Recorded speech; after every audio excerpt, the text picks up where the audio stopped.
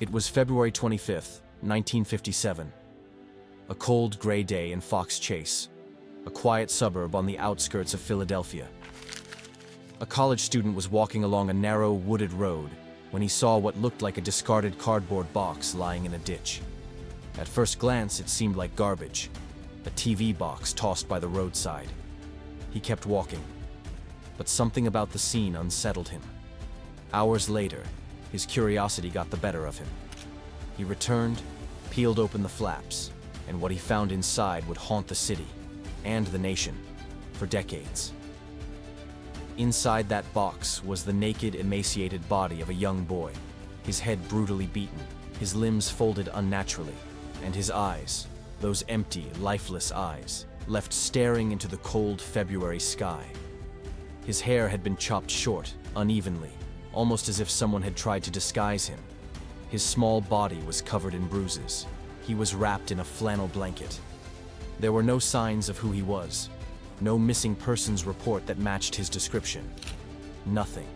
It was as if this boy had never existed. They called him America's unknown child. The world would come to know him as the boy in the box. From the very beginning, the case was wrapped in layers of mystery. The cardboard box had once held a J.C. Penney bassinet, common, mass-produced, and impossible to trace. The boy was estimated to be between 3 and 7 years old, malnourished, weighing only about 30 pounds. His fingernails were neatly trimmed. Someone had cared for him once. Or had they? The initial theory was simple. This was a case of a child abandoned or murdered by a parent. But there were no missing children matching his age or description. Thousands of posters were printed and distributed. Police mailed out flyers with his face to every school, hospital, and orphanage in the region. Funeral homes donated services. Even America's Most Wanted took up the case decades later. But no one stepped forward.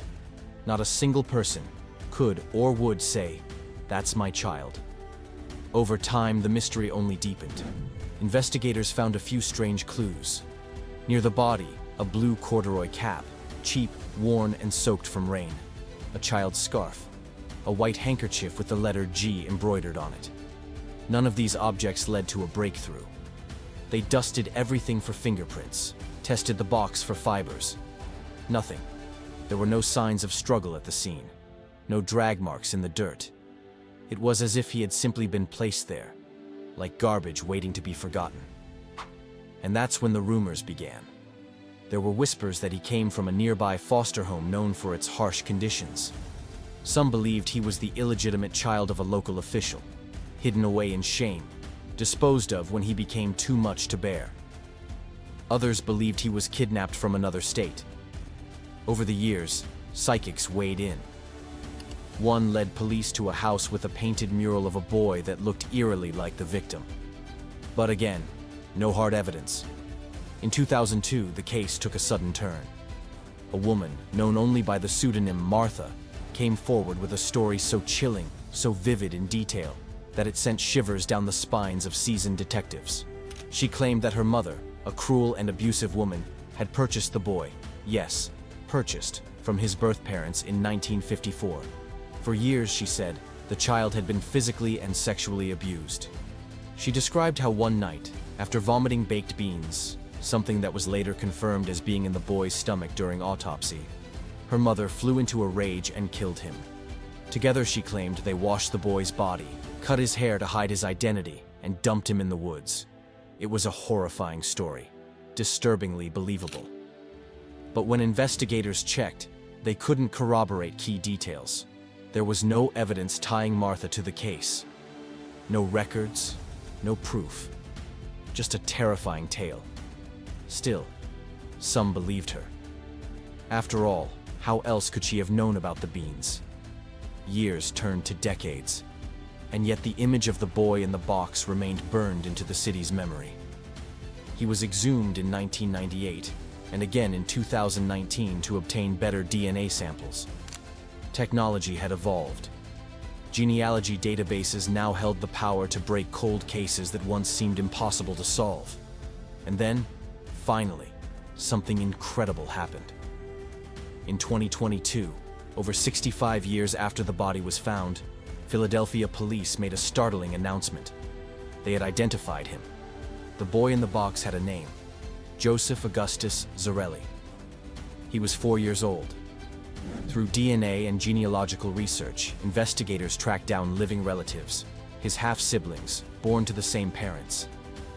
The family, police said, had ties to the West Philadelphia area. His birth certificate was located. But this only raised more questions. How did Joseph end up dead in a box in the woods? Why did no one report him missing? Why did his own family stay silent for all those years? The answers, once again, remain elusive. To this day, police won't name the parents publicly. They say they have suspicions, even leads, but not enough to make an arrest. Some theorize that Joseph was born to an unwed mother in a time when illegitimacy carried unbearable stigma. Others think he may have been handed off to another family member or placed in an unofficial foster situation that turned abusive. What's even more haunting? Some believe his killers may have died before justice could be served. Or worse, they might still be alive. Joseph's headstone at Ivy Hill Cemetery once read, "America's Unknown Child." That inscription has now changed. His name, at last, etched in stone. But the mystery of his death remains as dark and confounding as ever. How could a 4-year-old boy, with living parents, siblings, and extended family, simply vanish from the record, without a single person asking questions? This wasn't the 1800s. This was the 1950s, the era of television, of suburbia, of community. And yet somehow, no one came forward. Not then, not after the reward posters, not after national news coverage, not after the flyers. The silence was louder than any confession could have been. Some believe there was a conspiracy of silence, that multiple people knew what happened and chose to bury it. Others believe the shame and fear were simply too great. Whatever the truth is, the boy in the box is no longer faceless. But the horror of what happened to him, and how it was allowed to happen, still casts a long, cold shadow.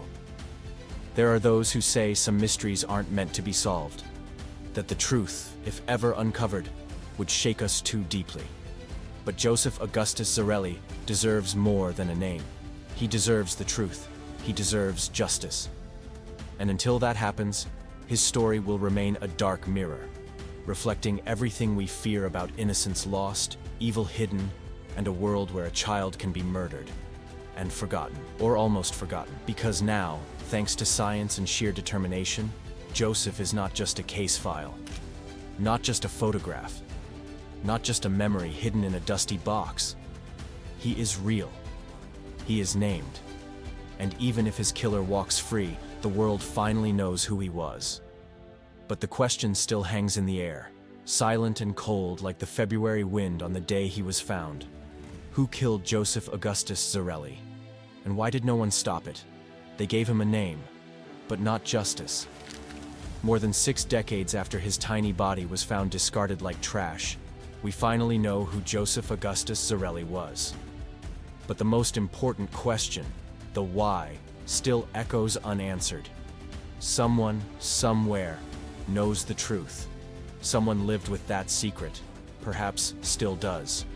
So we ask you, how does a child vanish from the world without a trace, without a voice, and without a single person demanding answers? Maybe the silence speaks louder than any confession. If this story chilled you, it should, because it's not just about the past, it's about the world we still live in, a world where the most innocent can be forgotten, and evil can hide in plain sight. Subscribe to The Missing Ledger for more stories that were never supposed to be told. And remember, every mystery leaves a trace. You just have to know where to look.